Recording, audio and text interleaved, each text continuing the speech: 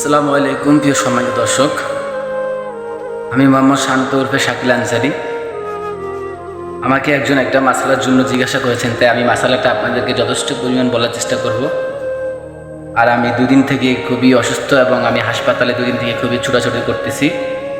সকলে আপনারা আমার জন্য দোয়া করবেন আল্লাহ তাআলার কাছে, যেন আল্লাহ তাআলা যেন আমাকে অতি খুবই তাড়াতাড়ি যেন সুস্থ করে দেয়। মাসালাটা হচ্ছে, আমি সংক্ষিপ্তভাবে বলার চেষ্টা করব।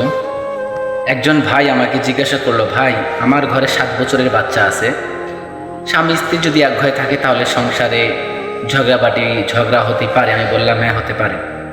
তাই বলে আমি আমার স্ত্রীকে তালাক দিই না, সে আরেকজন ব্যক্তির সাথে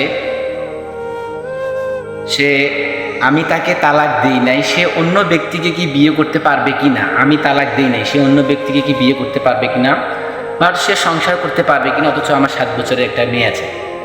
তো কোরআন এবং হাদিস যে সাক্ষী দিচ্ছে এবং যেই প্রমাণটা দিচ্ছে, কথা বলতে আমার খুব কষ্ট হচ্ছে, আমি অসুস্থ।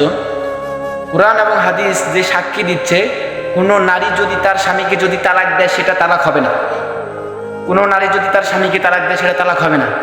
কোনো নারী যদি তার স্বামীকে তালাক দেয় সেটা কখনো তালাক হবে না।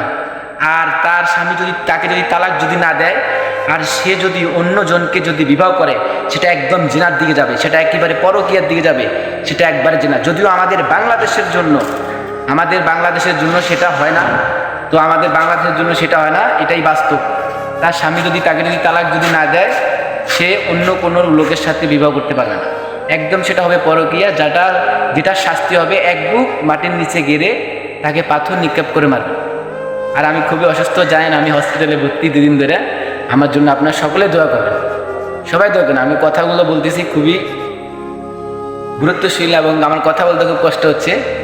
আজকের মতো আমি শেষ করলাম। ওয়াকিদাউনা আলহামদুলিল্লাহ।